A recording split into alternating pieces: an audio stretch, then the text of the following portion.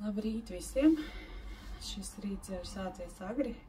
Biju sesijā tikko pie Annijas. Bija ļoti interesanta, kolosāla sesija.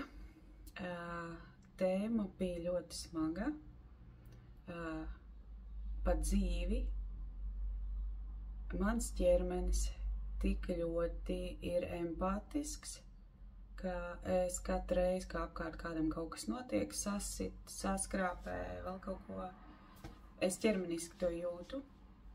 Un ir bijis dzīvē gadījumi, kad es pat jūtos arvien sliktāk, izjūtu konkrēti šo sāpi un zaudēju samaņu. Un ar kādu, teiksim, no apmēram 19 gadiem pēdējo reizi, kad es pamodos uz grīdas, es acīm redzotās pieņēmu lēmumu, ka es nevēlos šo sajūtu baigi tuvu laist un iedziļināties tajā. Bet tas nenozīmē, ka man viņa nav. Ģībus es vairs nebiju, bet katru reizi, kad es redzu, kāds kaut kur savainojas man blakus un man iziet tāda tā kā pretīgā elektrībā caur savu ķermeni un es jūtu to sāpi visu un tā ļoti jūtu to visu caur savu ķermeni līdzi.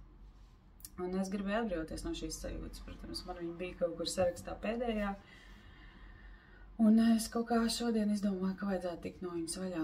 Domāju, ka būs grūti, kā to vispār izdarīt, kur vispār tas aizvedīs. Arī Anna bija norūpējusies, tā kā domāju, kur tas tā, kā mēs tagad pieķersimies tam visam. Izrādās bija vieglākā sesija manā mūžā. Zemapziņa vienkārši parādīja pa bildītēm 1, 2, 3, 4, kur parādīja man pirmo gadījumu, kad man bija kaut kādi 3, 4 gadiņi, es sasitu pieri, šupoju šupolītēs, kur stendrē var iekarināt, un skatījos uz apakaļ, man onkulis nāca pa durvīm iekšā, un es ļoti sasitu pieri tā, ka, redziet, jā, te.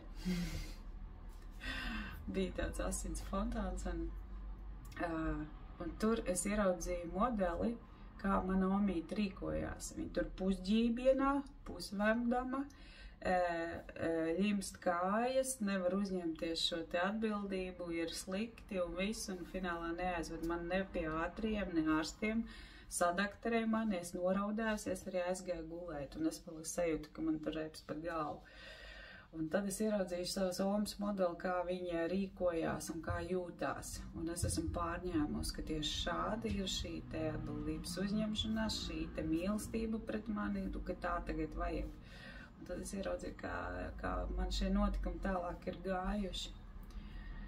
Ļoti interesanta sesija, ļoti tāda pārsteidzoša. Paldies tev, Annī, ka izvedi man cauri un ir skaidri salikts pa plauktiņiem tagad un ir apzināts, no kurienes šī sajūta ir nākusi un kā viņa man ir palīdzējusi atbildību neuzņemties arī kaut kādos tādos gadījumos, jo es taču nevaru, es ģīpstu, ko jūs uz manīm? Es taču nevaru, man pašai vajag palīdzību, es nevaru jums palīdzēt.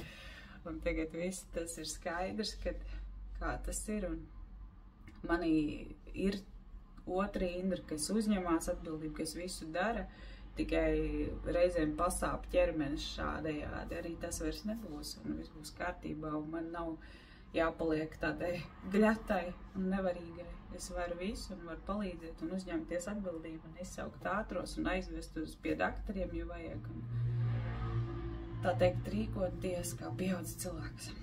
Liels paldies, Annī, lai tev kolosāla diena un lai visiem forša diena, kas klausījās. Paldies!